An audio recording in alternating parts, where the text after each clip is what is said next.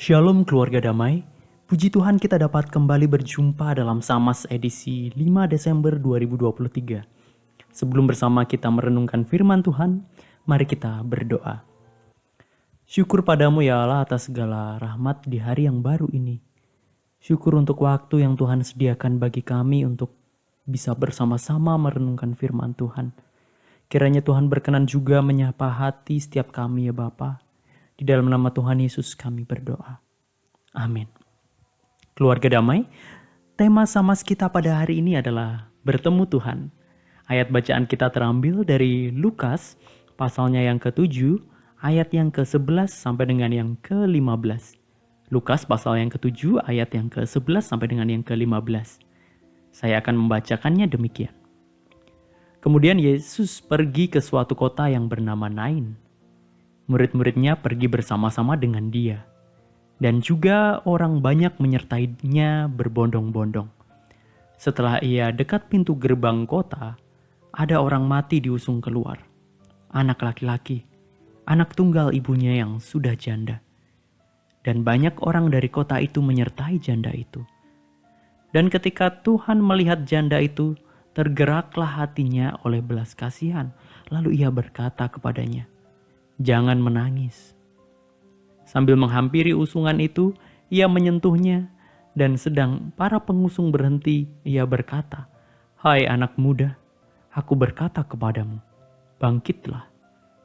Maka bangunlah orang itu dan duduk dan mulai berkata-kata, dan Yesus menyerahkannya kepada ibunya. Demikian bacaan kita hari ini. Keluarga damai, ada sebuah cerita tentang seseorang yang bertemu dengan Tuhan dalam mimpinya.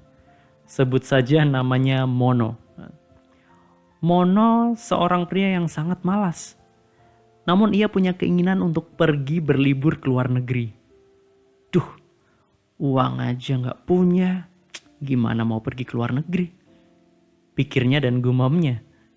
Kerja pun ia malas-malasan. Suatu waktu di siang hari ketika kebanyakan orang bekerja untuk mencari nafkah dan menghasilkan uang, Mono sedang malas-malasan dan tertidur pulas. Lalu tiba-tiba dia bermimpi. Dan di dalam mimpinya dia bertemu dengan Tuhan. Sadar bahwa siapa yang dijumpainya ini adalah Tuhan, Mono pun tidak mau menyia-nyiakan pertemuan tersebut. Walau dalam mimpi, Mono berkata, "Tuhan, berapakah 1 miliar tahun bagimu?" Tuhan menjawab, 1 hari. Lalu kebanyakan diturunkan lagi sama Mono. Mono bertanya, "Tuhan, berapakah arti 1 juta tahun bagimu?" Tuhan menjawab, 1 jam Mono. Wah, makin penasaran, Mono mengecilkan lagi angkanya. Mono bertanya, "Tuhan, berapakah arti 1000 tahun bagimu?" Tuhan pun menjawab, 1 menit Mono. Mono bertanya lagi, "Tuhan, berapakah arti 1 miliar rupiah bagimu?" Tuhan menjawab, 1 miliar sama saja dengan 100 rupiah bagiku Mono. Jawab Tuhan dengan tenang. Nah ini, Mono lalu meminta izin untuk berpantun kepada Tuhan. Tuhan, aku punya pantun." Nah, sambil mulai merapatkan kedua tangannya di depan dada, sambil digosok-gosokkan sedikit, Mono pun mulai berpantun. "Buah kedondong beli dibungkus." Asik. "Boleh dong, pinjam dulu 100. Mendengar pantun Mono, Tuhan pun tersenyum dan menjawab, "Boleh Mono." Mendengar jawaban itu, Mono pun senang bukan main. Kemudian Tuhan melanjutkan jawabannya. Tuhan berkata, "Kalau begitu, tunggu dulu 1 menit ya." Mono pun berubah yang tadinya senang, bahagia, tiba-tiba mukanya mengerut mendengar jawaban Tuhan.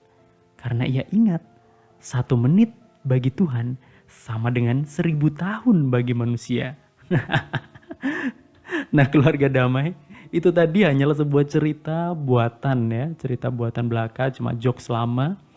Tapi mungkin Bapak Ibu Saudara pernah mengalami ini secara pribadi ya, atau mendengar cerita tentang orang yang mengalami pertemuan dengan Tuhan, perjumpaan dengan Tuhan melalui mimpi. Nah, menurut saya betapa senang dan beruntungnya bisa berjumpa dengan Tuhan meski dalam mimpi. Itu sesuatu pengalaman yang unik dan personal, sangat pribadi yang luar biasa.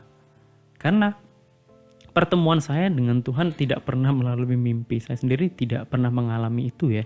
Jadi menurut saya itu sangat spesial. Pertemuan saya sama Tuhan mungkin lebih seperti kisah tentang Tuhan Yesus yang menjumpai seorang janda di Naim. Seorang janda yang menghadapi krisis finansial dan mungkin krisis rohani. Gara-gara suami yang sudah tidak ada dan kemudian tiba-tiba anak laki-lakinya yang adalah tumpuan hidupnya. Mungkin secara keuangan dia juga bergantung dengan anaknya dan kini ia pun kehilangan. Belum lagi kehilangan beruntun yang dialaminya yang membuat imannya terguncang. Ditambah juga mungkin ada omongan-omongan julid gitu dari orang-orang sekitar. Nah, mungkin ada orang-orang yang menuduh bahwa wah, ini semua pasti gara-gara dosa-dosanya dia nih. Sehingga Allah mengambil suami dan anaknya. Pemikiran-pemikiran yang mungkin pada zaman itu juga umum ada di kalangan masyarakat Israel kuno. Tapi di momen demikian, Tuhan Yesus tiba-tiba datang dan menghampiri janda tadi.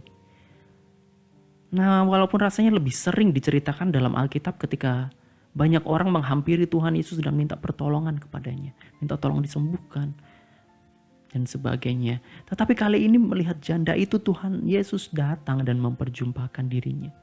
Tuhan Yesus menenangkan janda itu dan membuat harapan dalam hati janda itu kembali terbuka ketika Tuhan Yesus membangkitkan anak laki-laki satu-satunya itu. Persoalan saya mungkin tidak serumit dan sememilukan janda tadi. Tapi memang ada momen-momen di mana pertolongan Tuhan itu saya alami. Tidak sedrastis anak laki-laki yang mati dan kemudian dibangkitkan kembali. Tapi pertolongan Tuhan tetap bisa dirasakan. Saya yakin ada momen-momen dalam hidup Bapak Ibu Saudara juga mengalami hal yang sama. Nah, memang adakah hidup manusia yang tanpa guncangan? Meskipun itu mungkin hanya karena kerikil-kerikil kecil. Pasti ada. Tetapi bukan seperti Simono dalam cerita tadi ya, yang memanfaatkan kesempatan pertemuan dengan Tuhan untuk bisa mendapat uang dan mencapai cita-citanya menggunakan aji mumpung. Biasanya pertemuan dengan Tuhan itu dapat membuat seseorang kembali mengingat dirinya dengan Tuhan. Nah, menghargai setiap pertemuan dengan Tuhan dalam hal-hal kecil dapat membuka jalan pada sebuah perubahan dan pembaruan hidup. Nah, mungkin Bapak Ibu Saudara pernah mengalami hal yang sama, walaupun mungkin tidak se-ekstrim janda yang tadi. Tapi setiap pertolongan Tuhan, setiap hal-hal yang boleh terjadi, yang boleh dirasakan, itu kiranya dapat membuka pada perubahan dan baruan hidup. Perjumpaan dengan Tuhan tadi. Kiranya mata dan hati kita senantiasa terbuka untuk melihat betapa Tuhan hadir dalam hidup, dalam berbagai pengalaman hidup yang membuat kita bertemu dengan Tuhan. Lewat caranya yang kadang tidak terduga. Mari kita berdoa. Ya Tuhan, kami bersyukur atas segala hal yang Tuhan izinkan terjadi dalam hidup kami. Bantu kami untuk bisa melihat kehadiran Tuhan dalam apapun yang kami lewati. Baik itu suka maupun duka, baik itu tantangan maupun persoalan. Biarlah pertemuan dengan Tuhan jadi sebuah perjumpaan yang senantiasa mengubahkan dan membaharui iman kami. Di dalam nama Tuhan Yesus kami berdoa. Amin. Keluarga damai, demikian Samas kita pada hari ini. Selamat bertemu dengan Tuhan. Tuhan memberkati. Amin.